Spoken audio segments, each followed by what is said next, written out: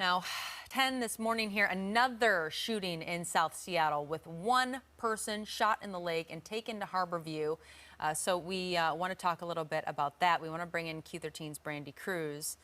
Brandi, all of this just a week before a critical primary election. So I'm curious how this could shape everything up. Yeah, and you were looking at the scene of where that earlier shooting was today, and it just seems like one after another after another.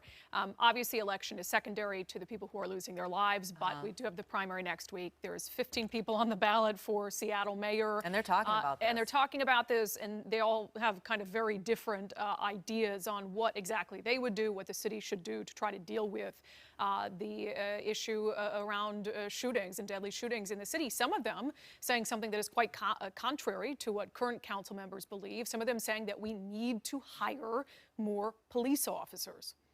We will have more police officers, effective police officers. We'll have a stronger public safety presence. That's our opportunity to hire officers that share our values and that can be part of that change that we all want. You have to have enough cops, but you also have to have enough prosecutor backbone to go after smaller crimes to make sure that this is actually going to work.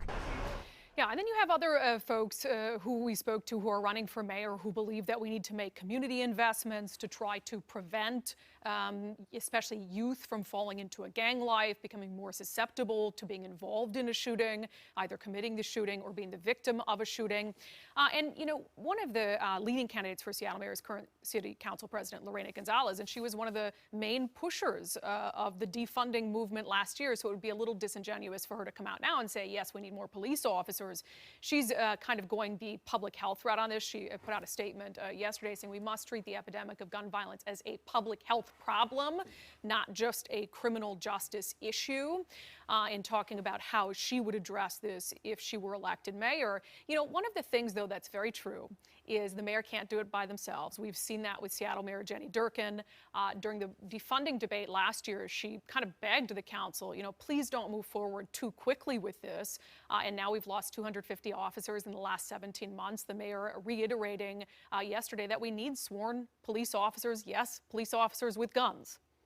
We are creating meaningful alternatives, but as I said last year, the city has an obligation to still continue constitutional policing and respond to 911 calls. Not unexpected, losing these number of officers, when city leaders talk about cutting a department by 50%, you will lose employees.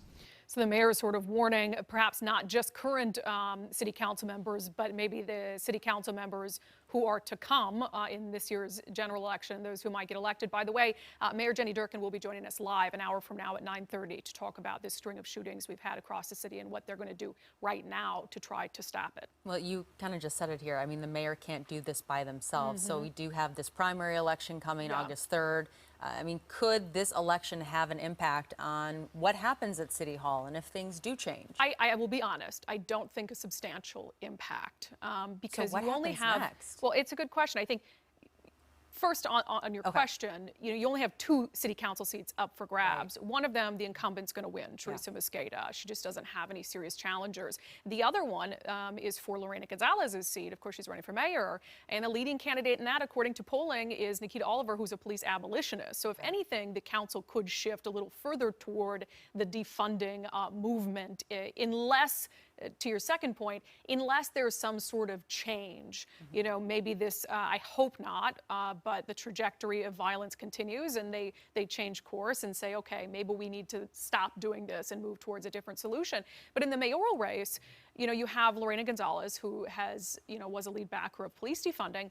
But the most moderate candidate in the mayoral race is Bruce Harrell, and he's very in line with Mayor Jenny Durkan's politics. And Mayor Jenny Durkan wasn't able to stop the city council from moving forward with some of these efforts. So no, I don't believe the election, unless there's some substantial change of heart at City Hall, is going to change the trajectory of at least police staffing in the city. It just seems like you need to have both sides at some point come together and make a compromise. We can't just keep at this standstill. It just feels like a standstill at this point. So there has to be a compromise in there somewhere. Yeah, and a realization sides. of what Mayor Jenny Durkan said yesterday, which is, people are dying, and we've had all these serious, incidents across the city, and you need an officer with a gun to respond. You can't have a social worker respond. You can't have somebody offering an alternative to policing respond. Does those work These in are some life or death cases? emergencies, right? There are some things, non-emergency 911 calls that you could have somebody Those are respond great, who's not yeah. a police officer. But she's saying, look, we need to have this, and we need to have enough people to serve, enough officers to serve the entire city. So again, Mayor Jenny Durkan joining us live an hour from now to talk about some of these things. Looking forward to that, Brandi. Thank you.